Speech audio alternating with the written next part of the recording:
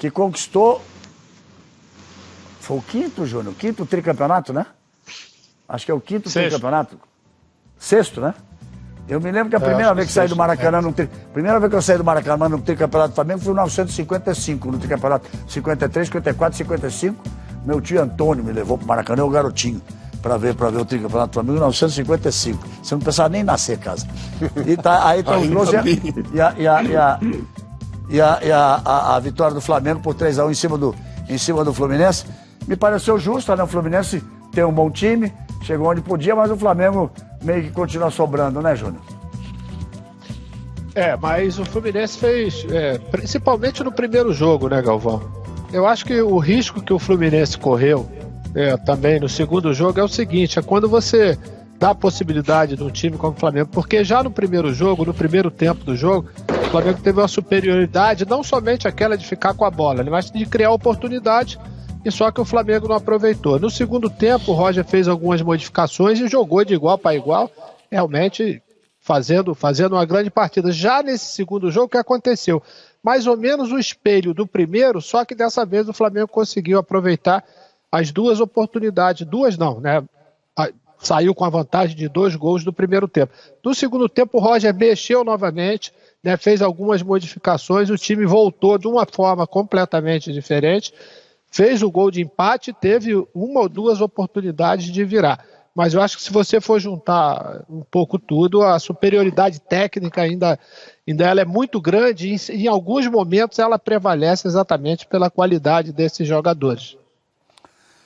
Tá aí, tá aberto, gente, para os comentários. Eu acho que é mais uma prova de que o Roger é um grande técnico, andou sendo muito criticado nos últimos trabalhos dele, mas me parece um grande técnico com extrema competência.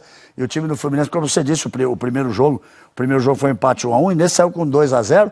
O Fred faz um gol de pênalti e estava pressionando. O time do Fluminense estava pressionando o Flamengo quando ele marca o terceiro gol. Ainda é preciso, Maurício, ainda é preciso, Bob, ou o Casa, o Caio, ainda é preciso algum tira-teima, aquela coisa que nós estávamos juntos no jogo, Caio e Júnior, quando eu dizia a decisão de qual é o melhor time do Brasil, naquela Supercopa de Flamengo e Palmeiras, naquele momento, porque eles vinham das conquistas, a situação hoje agora é outra, o Palmeiras vem de perder três títulos, etc, etc. Mas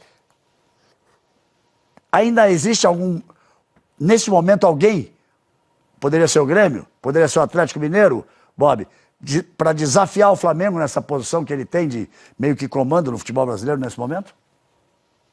O Grêmio ainda não. Boa noite, pessoal. Olha lá, Maurício Seu falou Saraiva, o Grêmio... por favor, tome a palavra. Seu Saraiva, Tchê falou que o Grêmio ainda não. Não, Gaúcho, mas em primeiro lugar, boa noite a você, boa noite a todo mundo que está na bancada. E quando eu digo o Grêmio ainda não, o ainda é bem específico e bem expressivo para o que eu quero dizer.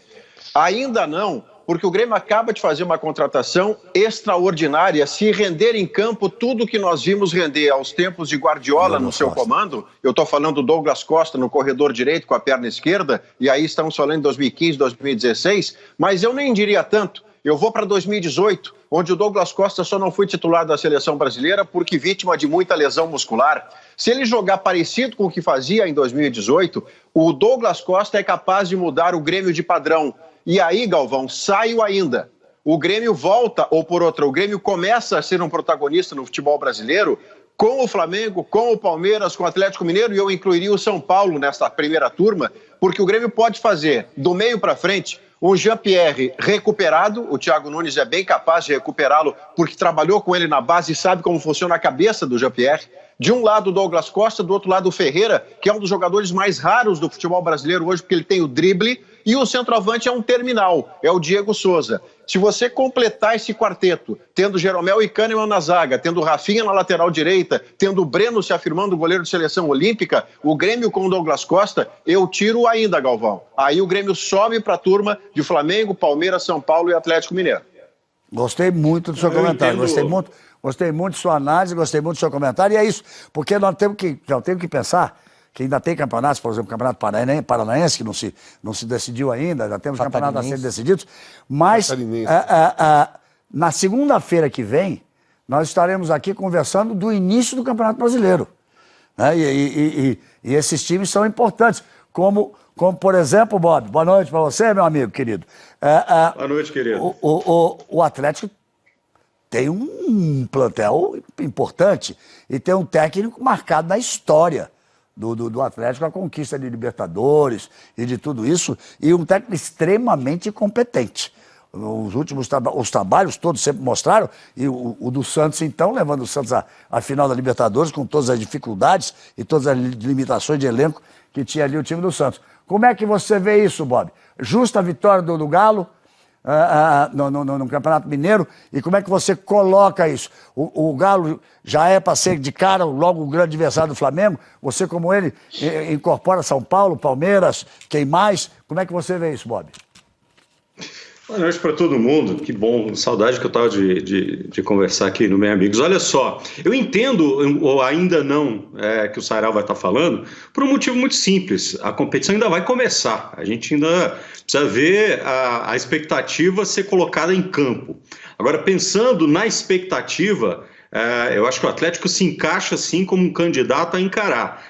Porque você pega um time que tem, e isso é uma coisa importante do Atlético já no campeonato estadual. O Atlético saiu do campeonato estadual, terminou o campeonato mineiro com um time pronto, é um time que está na ponta da língua do torcedor. Né? Talvez ali uma ou outra modificação, talvez um Zarate no lugar do Jair no meio de campo, mas olhe lá. Se não, é o time que foi o time que terminou o campeonato estadual com a melhor campanha, com o melhor ataque, com a melhor defesa, não é? Que soube, inclusive, estrategicamente se preparar para as duas finais contra um adversário muito forte e muito bem dirigido, que foi o América, mas chega com um elenco e principalmente um time principal muito forte, com um jogador que, na minha opinião, é muito acima da média, que é o Nath Fernandes. É um grande maestro, é um cara que impressionantemente a bola não fica quente no pé dele, como ele acha espaço, como ele desenha o jogo antes da jogada. Não é? Tem um trio de ataque que está muito afinado com o Savarino, com o Keno e com o Hulk, que o Cuca encontrou o lugar melhor e a melhor função para ele ali pelo comando do ataque.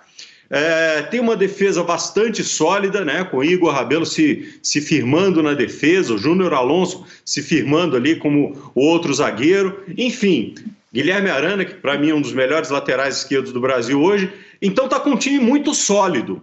E fez esse processo durante o campeonato estadual. Começou, inclusive, o campeonato estadual com jogadores, com garotos, né? O Cuca ainda não dirigia o time, e foi construindo essa história e chegou ao final do campeonato estadual com uma base muito sólida. Então, eu digo, ainda precisa ser provado no Campeonato Brasileiro, mas a massa está muito boa, né?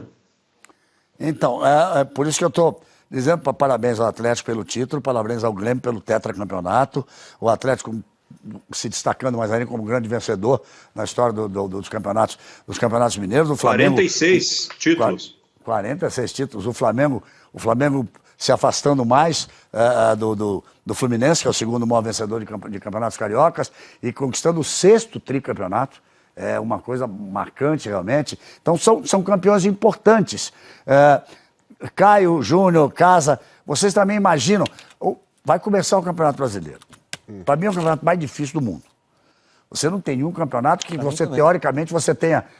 não vou dizer que seja tecnicamente o melhor do mundo nesse momento, porque tantos jogadores brasileiros importantes jogam fora. E esse é mais difícil que o ano passado, que tem mais equipes boas. Isso, então, quero que vocês falem exatamente disso. Não, mas, você não acha um campeonato do mundo em que você consiga citar 6, 7, 8 campeonatos candidatos ao título? Não existe. Só o Campeonato Brasileiro ele é assim. Então, veio lá do Saraiva, passou aqui pelo Bob, eu vou somando aqui o que as pessoas vão falando. Então, se falou de Flamengo, se falou de Grêmio, se falou de Atlético Mineiro, se falou de Palmeiras, se falou de São Paulo. Vocês acompanham isso e acrescenta alguém? Como é que você vê? Eu não vou acrescentar alguém, eu vou dar um ênfase a um que entrou aí, que é o São Paulo.